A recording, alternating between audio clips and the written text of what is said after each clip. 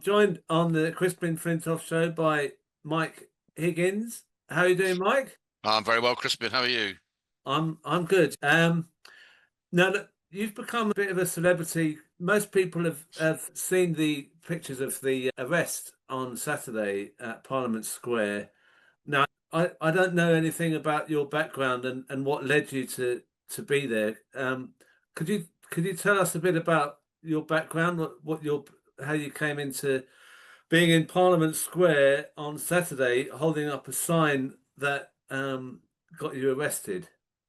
Okay. I'll try and not do a life biography, otherwise we'll still be here on Sunday. But I'm a socialist, perhaps obviously, and a Marxist. I joined the Labour Party originally back in 1979, kept getting expelled, first of all, for being a member of the militant and various other things, and then for supporting Jeremy. So that's my kind of checkered political history in some respects, or proud political history, I might say. And because my health has deteriorated in recent years, I've not been able to do as many demos and marches as I used to once do, partly because I now need to use a manual wheelchair. I don't use an electric one because as a totally blind person, that might be a tad reckless. Um, so Mm. um, yeah, so I need to find somebody who will be willing to push the chair, and I managed to find someone from Defend Our Juries, which I support and I'm involved with. And the reason I decided to go on Saturday, I've been a supporter of Palestine, and and the outrageous attacks on Palestine need to stop immediately, and we need to do everything we can to do that. So I feel very strongly about that, and I feel very strongly that our government is focusing on completely the wrong things, trying to divert attention away from the criminal activities of the Israeli state in carrying out genocide, wringing its hands while that happens, and at the same time saying that I'm a terrorist and that other people who oppose in a non-violent way, who oppose these things, who oppose what the Israeli state is doing, and who call upon our government to stop sending arms there, um, should be the ones to blame. We are the terrorists, apparently. I'm actually thinking there's a fundraiser there for either to Defend Our Juries or some other similar group to produce badges saying I'm a terrorist. Well, this is what a terrorist looks like. I'm certainly thinking of getting a T-shirt myself for the next demonstration of a similar nature I might attend. So yes, that's in a very brief sense. The other thing I suppose that motivated me was I've been involved in lots of politics over the years, and my partner Linda Laurie, who died 2 years ago, was a fervent supporter of Palestine and was involved at a more senior level than I will ever be within the Palestine Solidarity Campaign. So I also, I'm motivated by what I know what Linda would want to do were she here and still alive. So I guess there's those two things, but irrespective of what Linda would do, and I know that if she was alive, she would have been there too with me. Linda was a full-time wheelchair user. Yes, anyway, so all of that's kind of motivating me to take action and resist. Well, I'm sorry to hear about Linda, but at the same time, I'm really moved that you decided to go there in part in tribute to her. Mm. Um, so it's quite phenomenal that I'm talking to you as as you're a terrorist, and I don't quite know how it got to this stage where I'm interviewing someone who's clearly a decent man who's done the right thing all his life and is now um, in some kind of bracket as like one of the most dangerous, and I mean that's kind of the word that I would think of as a terrorist, is that you're dangerous. So I think that's partly why people think it's so weird that you were arrested. Now, what happened when you were arrested? Because I did see you at the front in at Parliament Square because I was filming around there.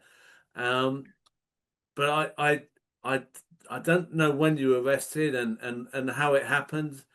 Did you give them your name and address? What was the process there? Okay, so I will answer that question, but just let me say in response to your comments there that just for the record, not that it really makes any difference, but I oppose terrorism. I wouldn't if it worked, but it doesn't work. Individual action, liberals with bombs, as Trotsky called them, won't change anything. So I'm not in favour of terrorism at all. I'm opposed to it in principle because it doesn't work. But nonetheless, I am apparently a terrorist because Palestine Action has become a proscribed organisation, has been listed as part of the banned organisations under the Prevention of Terrorism Act. So to hold a sign or wear a jumper or do anything else that evidences your support for them is in breach of Section 13 of that act. And it was under that section that I was arrested. So, as you say, I was on the front of the demonstration, and then it all wound up and came to an end at 2 o'clock, as was the plan. Mm. And, big cheer, and everybody started to leave. Lots of people put their signs down, actually, but I kept mine because I'm a bit of I wasn't sure why I wanted to keep it as a souvenir, if I'm really brutally honest, because I think it was important to be there and to demonstrate what a ludicrous, unenforceable, because I still believe that, ludicrous and unenforceable piece of legislation or regulation, actually, didn't even have to go, to a full debate in Parliament, in fact. So what a futile attempt to silence the left in general and supporters of Palestine in particular this is.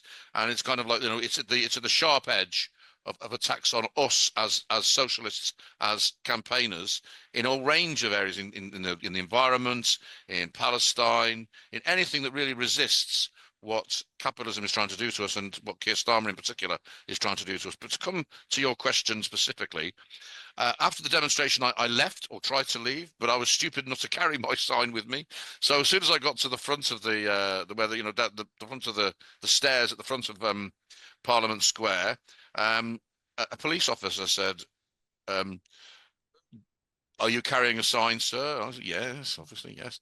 "So do you know what it says?" "Yes, I do." "Right, well, I'm going to arrest you now for under the Prevention of Terrorism Act, Section 13, and I'm going to take the sign off you." And that was actually the roughest thing they did to me, to be honest. They really kind of wrenched it out of my hand. But apart from that, they were quite gentle, probably because there were cameras everywhere and everybody was being super, super careful. But yeah, to be fair, actually, a lot of the police officers were, I wouldn't say as peed off as the rest of us, because they were after getting paid and it's their job and they were doing their job, sir. But actually, particularly the ones who kind of had to arrest me, certainly I can say, were really didn't want to be there. Didn't want to be there at all. They understood and were realistically saying this is a political attack. This is because Westminster wants us to do this. It's a face saver. It's quite clear. They didn't say this, but the inference of everything else they were saying was that it's quite clear that you are not a terrorist, and neither was the 90-year-old with Parkinson's disease at the back of the demonstration. Neither was the vicar I met. So we're none of us terrorists, but because of the introduction or the decision that in some way we can be described as such because of the extension of the prescription to include Palestine Action, when we carried signs saying, which mine said, "I oppose genocide." How radical is that? Imagine that. "I oppose genocide and I support Palestine Action."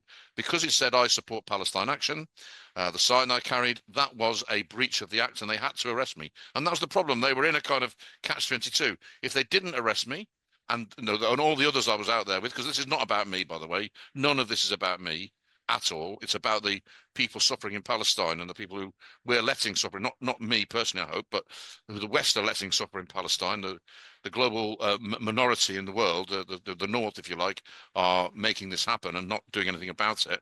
But they had to arrest us because if they didn't, it would make a nonsense of the legislation, of the decision to ban PA. But of course, if they do arrest us, which they did, it then becomes unworkable because then they've got to put us through the system. And, there's a whole, there's 500 plus people giving no comment interviews. We're all being bailed to come back to the police stations. We're presumably going to have to go to court. And I believe Defend Our Juries is planning a bigger, similar action in a few weeks' time. So this is just going to become, a bit like the poll tax, which I was involved with as well, by the way. I was involved as a member of the All Britain Anti-Poll Tax Federation. You perhaps won't be surprised to hear. But it's almost like, Thatcher didn't know what was going to hit her and she should have done. And it's a bit like Starmer's in the same position. Labour's losing this argument hand over fist, and yet they're still pushing it rather than, quietly dropping it. And I just think, that's such a stupid position to take from the point of view of a party that clearly lacks some strategy, I would say, from, even from their point of view. I'm not sure Blair would have got himself in this mess, and I'm no fan of Blair, of course. Well, what do you think of what Yvette Cooper and other ministers' response when they've been asked about what happened on Saturday and how ridiculous it looked and how could these people be called terrorists? And what do you think about how they've reacted to it? Yvette Cooper, in one breath, said it was a tiny criminal minority who were violent, but then couldn't come up with any examples of that. And in the next headline on the news, they said it was a record number of arrests in London that day. Now, both can't be true simultaneously, I don't think. It can't be a tiny handful of, of violent people. By the way, we can't say what they did that was violent, but anyway, tiny handful of violent people on the one hand, and on the other hand, be, an unprecedented number of arrests. So I just don't think it makes sense. And actually, a lot of memes, one of the reasons my image got so widely circulated, my 15 minutes of infamy, if you like, was because it lends itself so readily to satire. As I said, there were memes out there with, people like Yvette Cooper and Netanyahu and Donald Trump and Sir Keir Starmer, with, not a terrorist written above their heads. And then mine had a terrorist. Well, this is a terrorist. And of course, that's nonsense. It points up the ludicrousness of the whole approach of this government to attack people taking peaceful civil disobedience to highlight their perspectives and their points of view and fighting for that right to do that through the courts. Did it? So the police weren't too hard on you. You said they grabbed the sign. That was the worst. Did you have to go into into that triage center by the Foreign Office, or where did they take you? I can't remember the name of it now, but it's about 20 minutes drive away. So yeah, it was one of the triage centres. You're right. And I started off giving no comment, which was really, they finding quite difficult with that. They really wanted me to go. They really wanted to get rid of me because I was obviously as a genuinely as a disabled person, I wanted an accessible toilet. I was quite desperate to use the toilet. They didn't have one, of course, and they managed to come up with a kind of accessible van with a very steep ramp. And they were actually very, very careful, very kid glovey, but they really wanted me to get out. I think they let me go within about 80 minutes. They got me to the triage center. They sent a nice, sensible, posh-speaking police officer over to speak to me and persuade me that this is what I should do. I had a chance to. They then agreed to walk away so that I could talk to somebody who was with me, who was advocating and supporting me, and we discussed it and agreed that actually, although I could go through the whole process and spend another 6-12 hours in custody, it wouldn't achieve a great deal more than I had already in terms of the publicity. So I did, I played along. I gave my name, address, and that was it. And they read out the bail conditions to me. I said I wanted it in Braille. Of course, sir, we'll give it in Braille. I don't think that'll happen, but we'll see. So they couldn't have been more facilitative. I was wheeled straight to the front of the queue, past all of my sisters and brothers who were waiting patiently to be processed. And I say they had me out of there within no more than 80 minutes. So they were as keen to leave in some ways, probably keener for me to leave actually, than I was. I just thought there's no point in spending longer in the system than you have to.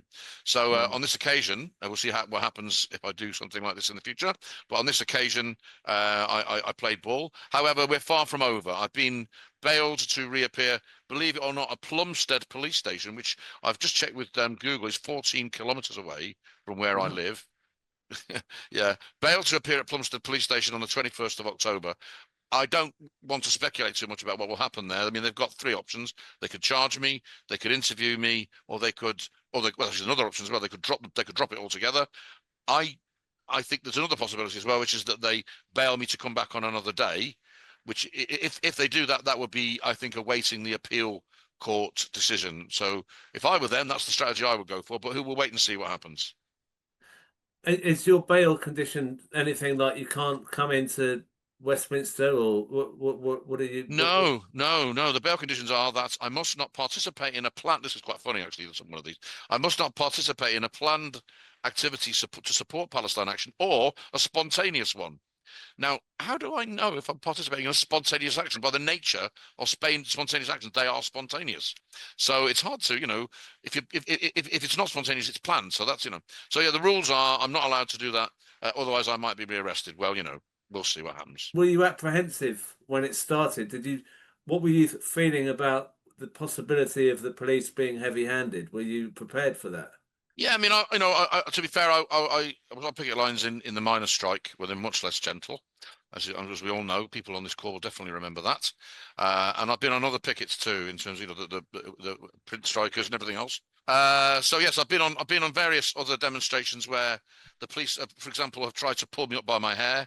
So this was very different to that. I didn't think, to be honest, given all the tourists around and the CCTV and the multitude of press, that that would happen. At least not in public, because that would just be, adding insult to injury. And I think, to be honest, that's probably why they were so gentle and kid glovish.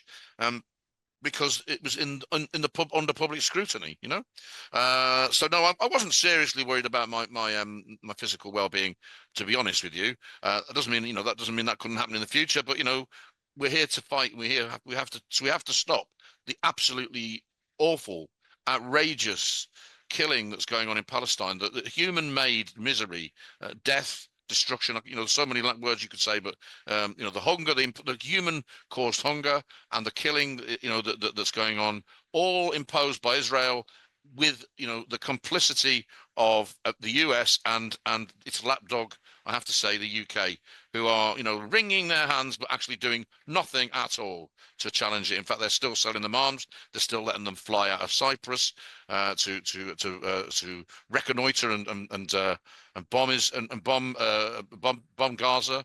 So I I was you're always a bit concerned, aren't you? But Defend Our Juries was very confident they've got 500 people, and I think the people involved in that have shown their credentials well enough for me to trust them.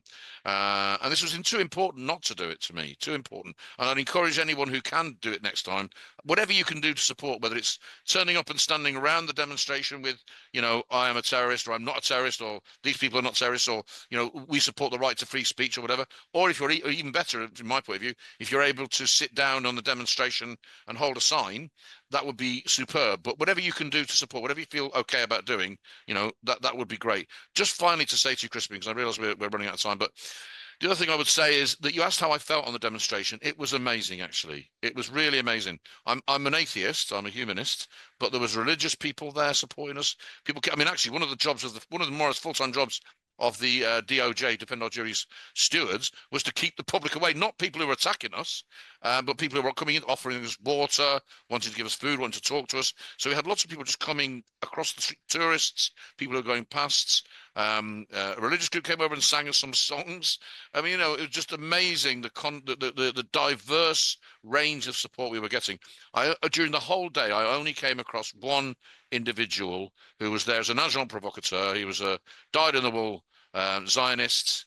A shame, really, a young guy, and I think maybe it's not too late for him. I don't know, but he was bawling us out and telling us that we were all dreadful people. And then this really fantastic Jewish sister, who was one of the people demonstrating, stood up to him and said, this is not what the Bible says. This is, and gave him kind of loads of religious spiel, which I couldn't have done because I don't know it. And he completely shut up. So, even he was silenced in the end. So, no, I think, we are on the right side of history. We're absolutely on the right side of history. The problem isn't whether we're going to win or whether we're on the right side of history. It's how quickly we can do it to stop the dreadful stuff that's going on in the Gaza Strip and the wider conflict that's triggering and initiating as well.